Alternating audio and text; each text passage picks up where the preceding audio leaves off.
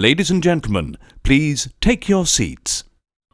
You know, every once in a while you just have to chew the fat and sit under the learning tree with a fellow colleague. And guess what? If you're within the sound of my voice, that must mean you are in the seats with once more. As always, my name is Dave Voigt, and I'm the host of this podcast where we sit down with a wide-ranging variety of entertainment industry professionals and we pick their brain about current projects, state of the industry, how they got started, and so very much more in a light and in a conversational fashion. And you know, if you like how we do things around here, I'm going to go out on a limb and assume that you do, because let's face it, you're listening right now. And if you are, hit that subscribe button. Give us the old 5-star rating. Hit subscribe on your podcast provider of choice. We're available pretty much everywhere. Places like Apple, Amazon, Spotify, Google, and plus we archive every single one of our episodes over at our In the Seats YouTube channel. So if you can give us a like and subscribe there as well, we'd absolutely appreciate it. Also, don't hesitate to check us out on social media. We're on the Facebook, we're on the Twitter, we're on the Instagram, we're on the Letterboxd, we're on the TikTok, and we're probably at a few other places too. At In the Seats for all sorts of fun updates. And finally, and I do dare say most importantly, please pay us a visit over at In the Seats, intheseats.ca for all the latest and greatest from the world of film, television, basically the moving image at large. Because guess what? If we love to watch it and write about it and talk about it, we love it that much more when you come by and read about it and listen about it. So do us that kindness and pay us a visit. On this episode, we got a fun one. We are talking to a fellow journalist who also happens to be an author, a producer, a filmmaker, a Jill of all trades, as it were. We're talking to the one and only Louise Palanker, who is currently the co-host of the Media Path podcast with Fritz Coleman. It's available on all formats now, but she's directed films. She's been a journalist and interviewed people. She did a great documentary about the Family Band. She's done some other films. She is proof positive that, in this game, you've got to do a little bit of everything to keep your head above water and stay relevant. We had the chance to sit down and talk with Louise to talk about not only her film work, but the Media Path podcast and just the business in general. But like I said, best way to check her out is probably on the Media Path podcast. Go subscribe, check that out. It's a lot of fun. But first, enjoy our talk with Louise. It's a good one, and she called me a professional, so I mean, I can't argue with that. I like that, but enjoy this one. I know I did. All right, Louise, obviously, just to kick this off officially, I just want to say thank you so much for the time today. And I discovered the podcast, and I mean, I have fallen in love. I absolutely love it. Stop it. You're just so sweet. Now, I mean, I got to ask, walk me through sort of the origins of this, because it feels perfect for you, because in doing my research, I discovered, you basically do a little bit of everything. You don't shy away from one thing. You try to do it all. Right. I like to see how many areas of life I can be mediocre within. So I'm striving for, I guess I'm just kind of that kid who always wanted to make something, but wasn't really very good at the stuff they assign kids, like the arts and crafts, or what, I'd watch TV, I'd watch the Olympics, and I'd be like, well, maybe I'm supposed to be a skier. And I was always like, what is the thing? There's got to be something that I'm going to be good at. And it turns out that I'm just sort of okay at maybe 20 things that they don't offer to kids, like filmmaking. Right. Yeah. Yeah. So it wasn't in the sort of bouquet of kid activities. Water skiing, horseback riding, that's hard, but I can definitely do funny voices on my tape recorder. But I did that by myself. There was no program for that. I mean, maybe now there is for kids that are imaginative and good. Like improv would have been a great thing for me, but they did not have that in suburban Buffalo. They didn't have improv class. So yeah, I think I was maybe ahead of my childhood in terms of the stuff that I wanted to try and do. No, I love that. And I mean, it feels like this, the Media Path podcast, I mean, just based on the timing, was probably born out of the pandemic and not having too much to do. But I mean, talk to me a little bit just about how you and Fritz came together to make this show. Well, I was that person who in 2004, 2005, when your computer started coming equipped with these programs like iMovie and GarageBand, I was that person who said, "Yeah, let me see what I can make here." But so I started podcasting at Jump from the moment that you could. Whatever year that was, 2005, 2006, I got in the game early. I was doing stand-up comedy at the time, and someone had said the word podcasting to me, and I was like, "Oh, you mean you can put on your own show? Yeah, let's go do that." Because as we were getting those tools, I mean, they coincided, if you recall, as we got those tools on our computer, Right. we Yeah. could then post our stuff online. We had YouTube, and we had these early sort of podcasting sites. Can't remember the names of them, but like where you could host your show. You could even go live and stuff that Mark Cuban was getting into, where you could put radio stations live on the internet and stuff. And that guy worked with me at Premier Radio. So I would say to him, like, well, how do you do it? Like, how many computers, how many servers do you need? And he sort of described this giant warehouse of servers already that he had. This was back in the early 2000s when he first started putting radio stations on the internet. It was like a whole new thing. And I knew, okay, I see this is going to be something else where we have the internet now and we can definitely share whatever we're thinking and doing. And it's going to be a place where everyone can put on a show. And I was all about that. Gotta love it. Absolutely. And I mean, I'm curious because, again, you are one of those, like you said, you do a little bit of everything. But I mean, as sort of the nerd, another nerd who likes to sort of dissect things, I'd love to hear the origin of MediaPath specifically. Because, again, just in listening to the show, I love the breakdown and what you guys do sort of all across the board. Now, what you're saying to me, David, is that you haven't really answered my question, have you? So, so I went. The trained journalist, absolutely. Yeah. So my first podcast was Wheezy and the Swish with a fellow comedian named Laura Swisher. And then I went on and did like 3 more podcasts. And then I think I was just kind of like getting some training in so that I was ready when Fritz Coleman retired from his weathercasting job. So he had been a weathercaster for almost 40 years in Los Angeles at our NBC affiliate. But, you're not allowed to have a podcast if you're a weathercaster. You notice they don't do commercials. They don't have opinions. You need to limit whatever you think about anything to weather systems. You don't want your weather guy going, I just, whatever. I don't know. So, yeah, the weather guy has to be void of opinions.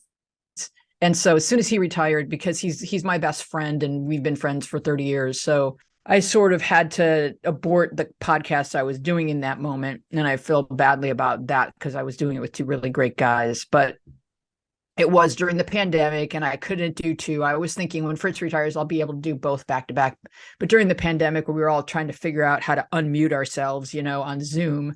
So it was like, that was too much of a lift. So I sort of like had to break up with my 2 podcasting buddies and start podcasting with Fritz. And that's the origin. Yeah, it definitely started during the pandemic. We were not face to face, but I do have a studio in my home. And so as soon as that first day where Fritz walked in and my producer walked in, do you remember the first day that you were like with people indoors? Yeah, it was weird, wasn't it? It's like 8th grade, right? You're just standing there going, yeah. Like you don't even know like how to say things. Like this is, you're right here. Okay, what should I say? Yeah. So, but we did. We got our vaccinations and we came back in person, and I've got a really cool studio that I'd been building up throughout all my podcasts. And we were ready to go. And a lot of our guests are still over Zoom, but then, I'd say 1 in 3 will come over because it's fun to come over and be with people. No, absolutely. In real life is overrated, I mean, and underrated. I mean, it's one of those, we forgot how good it actually is. Yeah. Yeah. So yes, for Tuesday, do you know comedian Craig Shoemaker? He came over. He came over this week. We just posted the show and that was fun. Now, I mean, I'm curious because it definitely feels like the podcast space allows for multi-dimensional performers or multi-dimensional people to really sort of express themselves and put stuff out there. Like, Mhm. what was it initially for you about the podcast space that sort of attracted you in? I mean, other than the obvious, nature of I get to do my own show and, have total control over it kind of thing. The dream for me when I started, because I was always behind the scenes at Premiere, I was writer, producer, creator, and kind of coach for all of the great, funny, brilliant minds that we had at Premiere. We were creating comedy content and music content that we would send out to radio stations and they would air it. And I was always in the trenches with everybody. But I started doing stand-up comedy and I was asking myself, well, why are you doing this? You don't want to be a stand-up comedian. I don't want to, in order to be a stand-up comedian, to get good, you have to travel and you have to really go in the trend. You have to really go out there and really be a road warrior. And I knew I didn't want to do that. I was running a company and my life had gone in a different direction than being a stand-up comedian. So I knew you're never going to get good at stand-up. You're not putting in the hours to get good at stand-up. So why are you doing this in LA? Why are you going to all these open mics? And so I thought, I don't want to be an actor. I'm not interested in being an actor. I'm also not going to be good enough at that. There are people that train their whole lives to be an actor. And I decided that what I would like to do would be have my own talk show and have it be a cross between David Letterman and Oprah. So I want to make people laugh and I want to make people cry. So that was my mission statement before podcasting became a thing.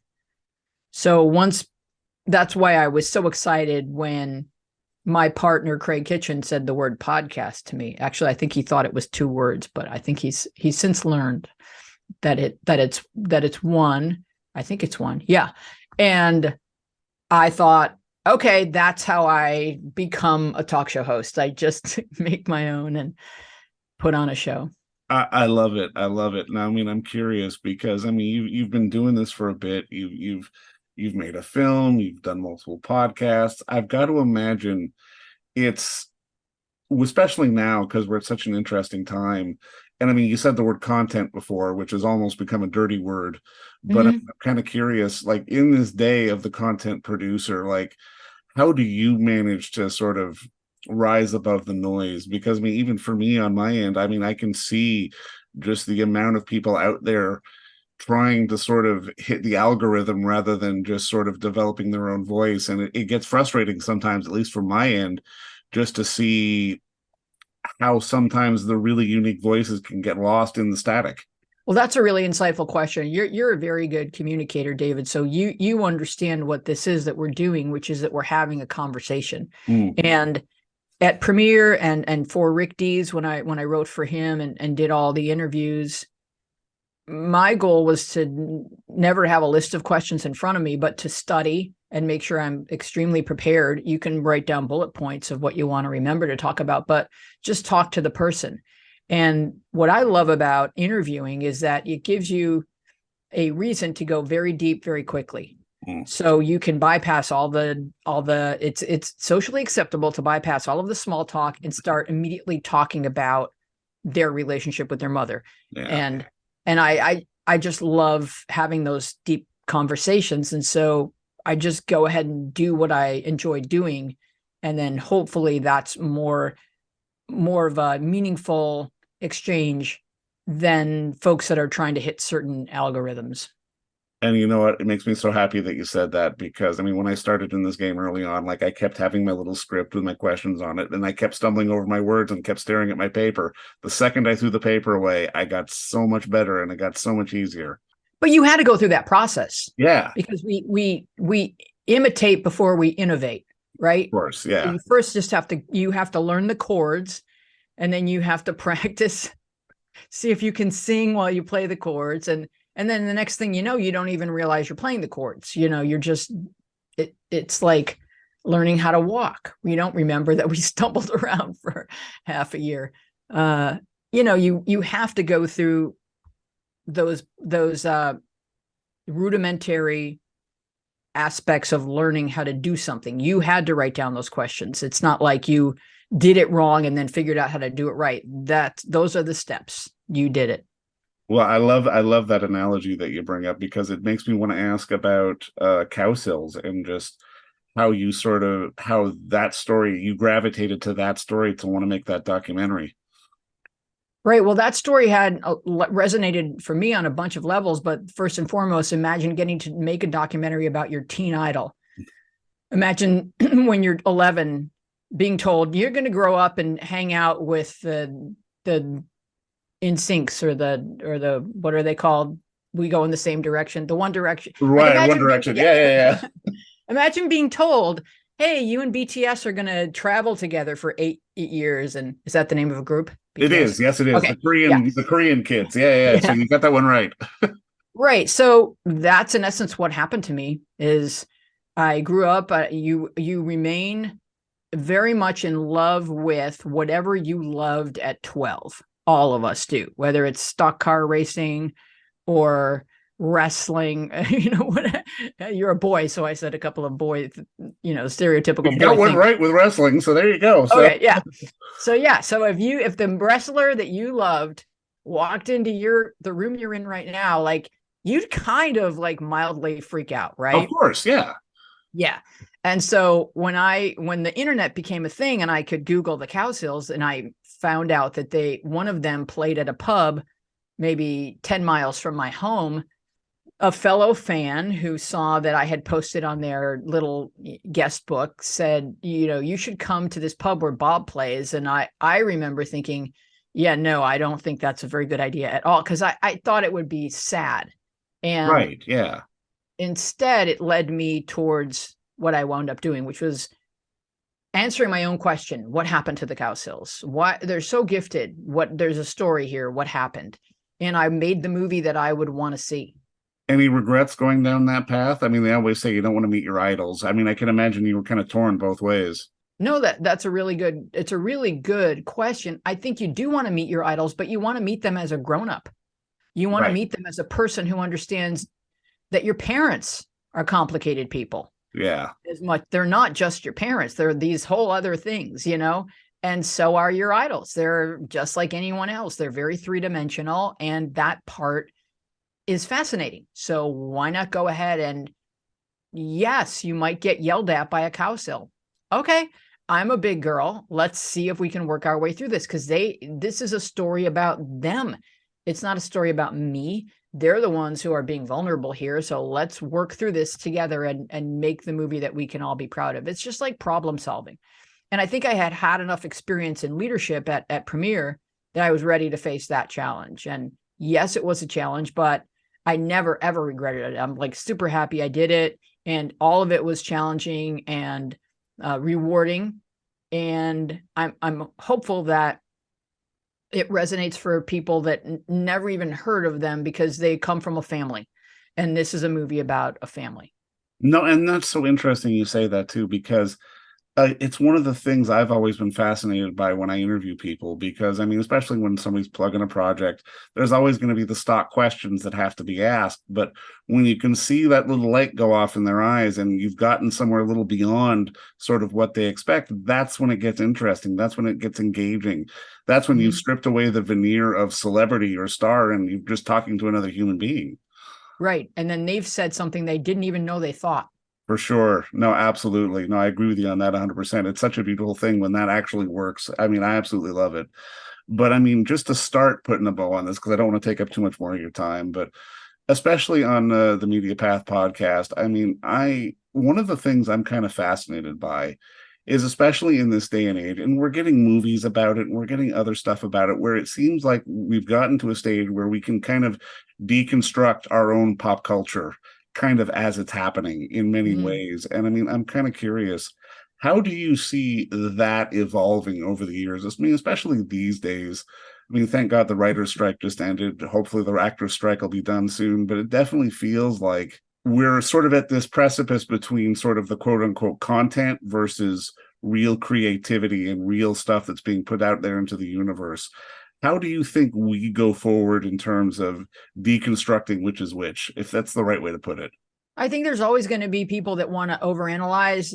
I remember my first poetry class in college and walking into the sunlight and thinking, "Oh my God, I have to get to a place where I understand what everyone is trying to see."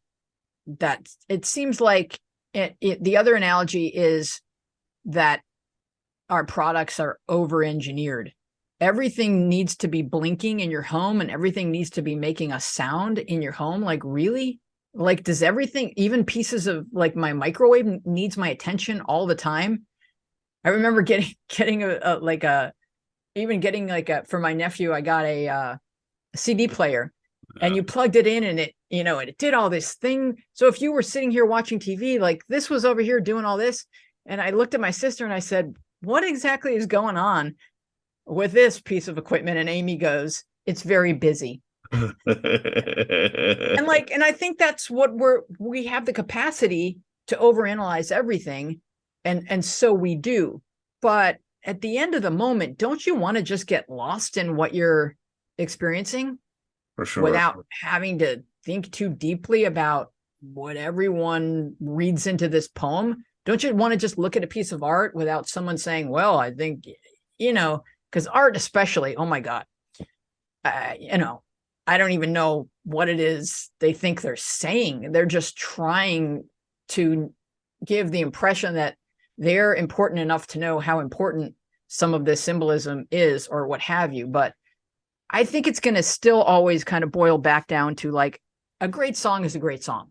I don't have to sit there and know every chord or know every instrument that's deep in this mix that's giving me a feeling. I just want the feeling. No, absolutely right. Just slow down and enjoy it. It's not about the measure. It's not about what lens the cameraman used. It's just about being able to sort of disconnect and have that moment of enjoyment. No, you're absolutely right. I mean, we need people that do understand all that because totally. Totally. They're the ones creating the recipe. So I'm saying it's definitely fascinating to go deep, but for most of us, when it comes to just enjoying the entertainment that someone else created, I would say don't overthink it. Don't even overthink your guilty pleasures. Like, take the word guilty out of it. If you like it, you like it. It's pleasurable. So as long as you get the rest of your responsibilities taken care of, enjoy. And you know what? That's something that's so unique, especially in this job, because we need to be able to have that switch go both ways.